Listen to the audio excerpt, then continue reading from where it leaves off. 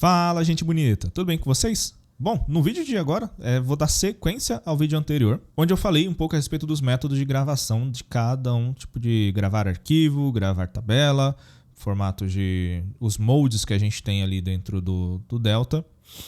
E aqui eu vou dar sequência agora para o nosso processo realmente de montar a nossa tabela fato, que vai ser falado no vídeo agora. Eu vou mostrar um pouco como que eu identifico algumas regras de negócio e como que a gente pode lidar com essas regras de negócio, melhor direcionar o método de gravação que vai ser utilizado. Por que isso? Para cada tipo de tabela, eu tenho uma melhor forma, um melhor aproveitamento do método de gravação que a ferramenta proporciona. No vídeo de agora, eu vou demonstrar isso e vou passar alguns exemplos de como que eu faço para poder identificar qual o melhor método para poder trabalhar. Sem mais enrolação, vamos aqui para a tela do Fabric. Estamos aqui no notebook do Fabric, nada de novo debaixo do sol. Aquele primeiro que foi feito para poder listar as tabelas, descompactar os arquivos e fazer a gravação realmente dos arquivos de movimentação, os arquivos de fora de movimentação e o arquivo de exclusão. Agora a gente vai ter que entrar um pouquinho na regra de negócio que é a seguinte. Arquivo de movimentação são inclusões de dados referente à movimentação de colaborador. Se eu faço uma admissão, uma demissão, se o cara é promovido ou não, se move de empresa, setor, qualquer tipo de movimentação de uma pessoa que ela é registrada dentro de uma empresa. O arquivo for é a movimentação fora de um período. Então, se eu tenho qualquer tipo de movimentação que eu lanço fora de um período, eu preciso, obrigatoriamente ela vai estar contida no nosso arquivo for. E o que é uma movimentação fora de período? Vou pegar aqui este exemplo em tela. Eu tenho a competência da movimentação, ou seja, algo aconteceu em 1º no mês 1 de 2020. Então, vamos pensar o seguinte. Eu fecho 1º de 2020 e em fevereiro, na primeira semana de fevereiro, eu tenho que mandar a relação de movimentações neste período. Ok? Então, tem uma janela.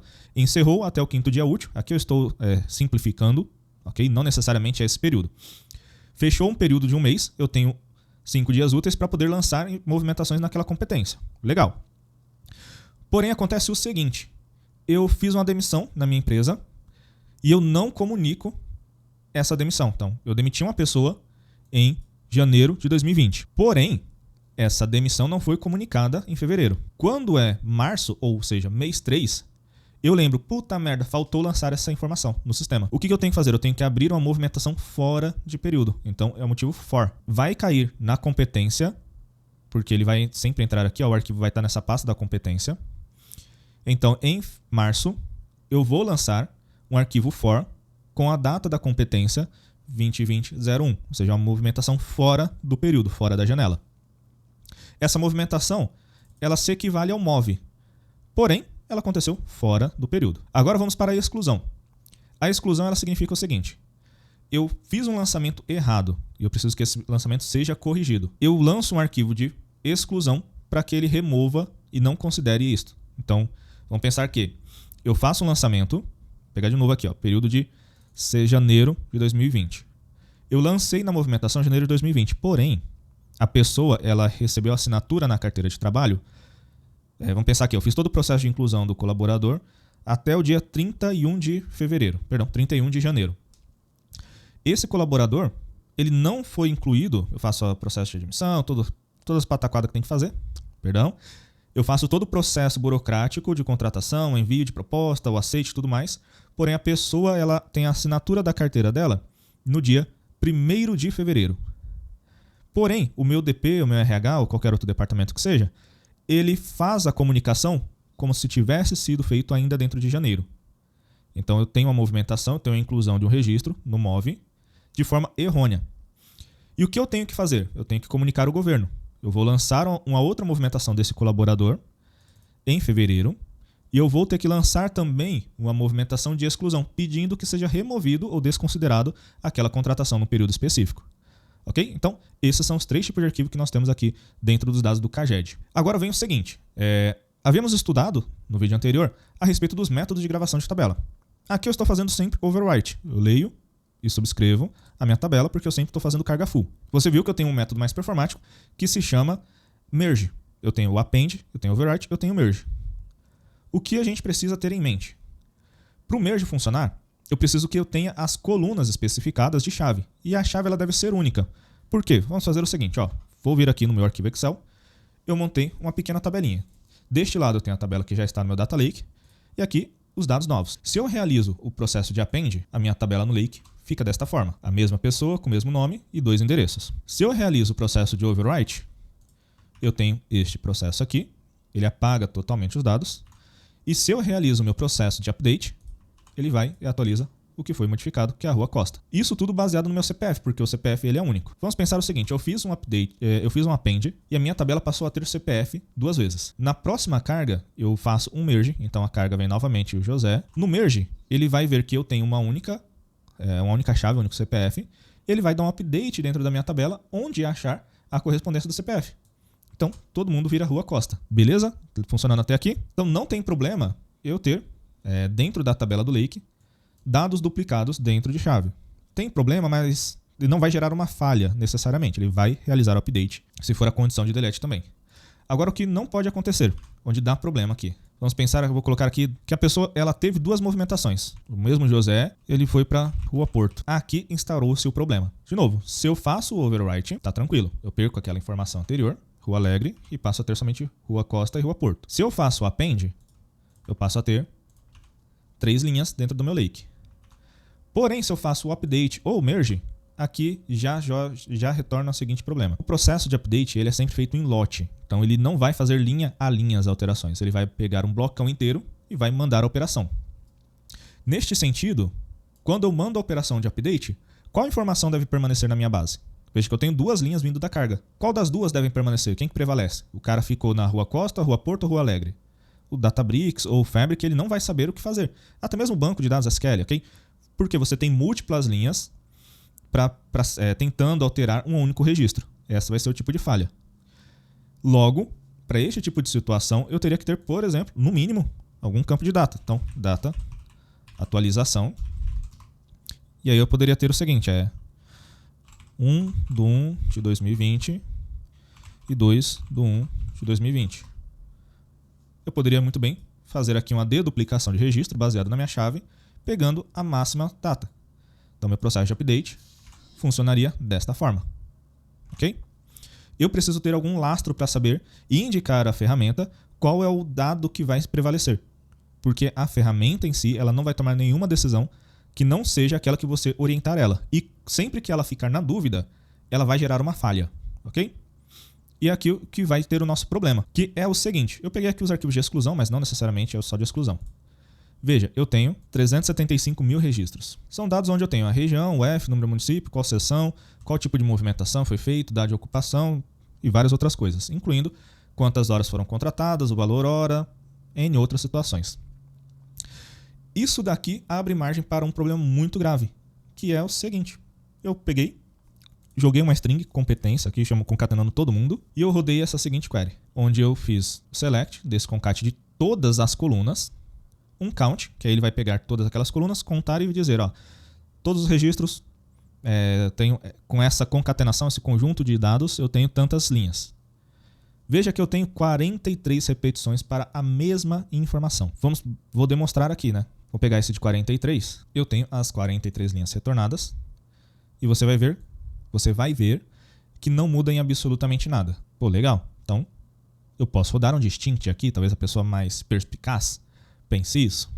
Aí vem um problema. Veja qual problema temos neste processo se eu rodar um distinct na minha base antes de inserir. Isso daqui é um dado demográfico. Vamos pensar somente na tua empresa, ok? Vamos pensar na empresa de call center, que contrata lá centenas de pessoas, ou fábricas quando abrem, contratam centenas de pessoas. Quando você contrata essas pessoas, todo mundo vai ter ali um range muito próximo de idade e vão fazer a mesma função, funções similares. Então, dificilmente você vai ter uma única pessoa entrando dentro de uma empresa que, baseado nesse conjunto de características que eu tenho aqui dentro da minha tabela, ela vai ser única. Agora imagine isso dentro de um estado, dentro de uma micro-região. Quantas empresas, setores, N funções vão ter a mesma informação? Neste caso aqui, do exemplo, eu tenho 43 vezes a mesma informação. Então eu tive 43 contratações ou demissões que possuem a mesma tipo de movimentação. Então, eu não posso fazer o processo de deduplicação porque meus dados eles vão ficar errados. Porque se eu rodo um distinct aqui, ao invés de eu ter contratado ou demitido 43 pessoas, que foi a movimentação correta, eu vou ter apenas uma única pessoa. Logo, eu faço a distorção dos meus registros. Se você quiser saber se uma chave está forte ou não, você pode fazer o seguinte. É um caminho muito simples. Aqui eu tive que concatenar todas as colunas para demonstrar isso para você, mas você pode também pegar as chaves dentro de uma tabela e fazer o seguinte, ó. Eu rodei o count, as colunas a qual eu estou concatenando. Ou você não quiser concatenar também, tanto faz, não tem nenhum problema nisso. E você faz o seguinte, having count maior que 1. Por que desta query? Ele vai retornar se a minha chave ou o meu conjunto de colunas, elas possuem dados duplicados ou não.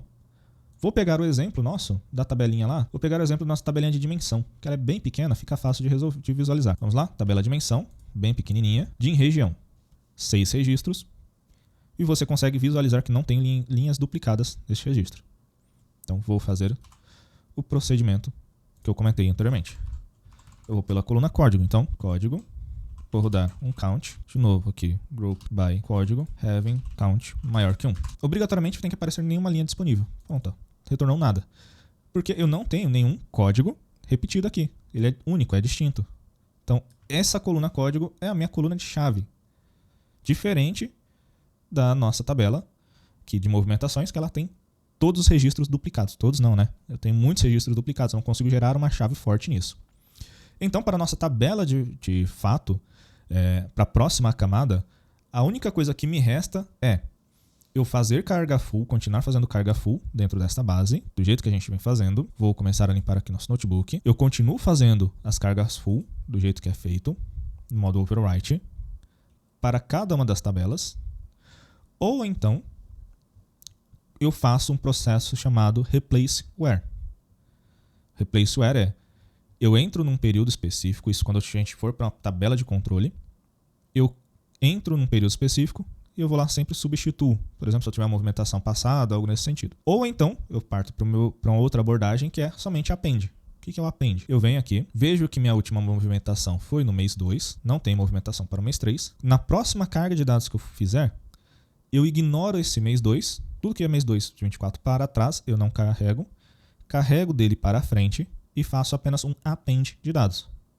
Desta forma, eu consigo garantir a minha integridade dos dados referente à não duplicação dos registros e a minha tabela esteja atualizada corretamente. Qual o grande problema que a gente pode ter aqui? As movimentações fora de período. Porque a tabela for, que são as movimentações fora de período, elas vão entrar dentro da pasta a qual corresponde àquela competência. Então, talvez para as for faça ainda sentido eu varrer o meu lake por completo, a minha origem por completo e fazer um replace, um overwrite somente das tabelas for. E no nosso caso de criar a tabela na próxima camada, aqui a gente está criando a camada Hall ou bronze, aí você escolhe o nome que quiser, ok? Esse processo de 3 camadas já é utilizado desde a época dos DWs, coisas mais antigas. Então, a nomenclatura é somente uma padronização e você pode seguir o padrão, o nome convention que todo mundo tem, que é a arquitetura medalhão, bronze, silver e gold. Você pode seguir a nomenclatura que se utilizava nas épocas de DW, ou você pode colocar alguma outra que fique mais de acordo com a tua empresa. Aqui eu vou utilizar a arquitetura medalhão, chamada de bronze, silver e gold. Qual o conceito que eu vou utilizar em cada uma delas? Tabela bronze. Não faço nenhum tipo de alteração e eu deixo as minhas tabelas totalmente separadas. Tabela silver. Eu já vou fazer a unificação dos meus dados. Na silver é onde eu já começo a fazer enriquecimento de informação e tratamento. Então, na silver eu também vou tratar as colunas. Eu não vou ter mais, por exemplo, acento, cedilha e qualquer outra coisa que não seja o texto puro, digamos assim, sem acentuação, sem pontuação, nem nada. Então, competência móvel não vai ter acento circunflexo, vai ser direto. Se eu tivesse espaço no nome das colunas, eu substituiria por um hífenzinho ou um underscore, você escolhe ali o nome que vai ficar melhor. Então é isso. E eu vou criar uma coluna para poder indicar qual tipo de movimentação eu tenho. Por que eu preciso desta coluna? Para poder, na próxima etapa, veja, eu não posso ficar fazendo updates, porque eu não tenho chave forte. Na Silver eu não posso fazer overwrite sempre, porque senão, cara, vai dar uma bagunça do caramba e eu vou perder muito tempo de processamento, porque move ela é muito grande. Se eu fazer overwrite, eu vou ter que carregar as move full, vou ter que carregar a for e a exclusão de novo, coisa que não é tão necessário. Eu utilizando uma coluna indicando qual a origem desse dado, qual tipo de movimentação aquilo se refere, eu posso fazer somente append para as movimentações, arquivo de move, append para o arquivo de exclusão e usar o comando replace where para fazer uma carga full somente das movimentações fora de período. Se você quiser aprender um pouco mais sobre replaceware, eu não vou fazer o desenvolvimento disso, de um vídeo específico, bem detalhado. Tem um artigo do meu colega de trabalho, Reginaldo Silva, vou colocar na descrição e no primeiro comentário fixado. Você pode ir lá, ler esse arquivo com calma e treinar, enquanto eu preparo o vídeo das próximas etapas, ok? Bom, é isso. Ficamos por aqui nesse vídeo. No próximo eu já vou começar a separação do meu lake ali, montando a nossa tabela realmente fato, a dimensão na camada Silver e Gold, e daremos sequência naquilo que foi comunicado lá no LinkedIn. Se ficou alguma dúvida, entre em contato comigo pelo privado, você pode entrar em contato pelos comentários de qualquer uma das duas plataformas. Se esse vídeo foi útil para você, dá aquela força, coloca ali um curtir ou um comentário dizendo o que você tem achado interessante ou não. E nos vemos no próximo vídeo. Até mais!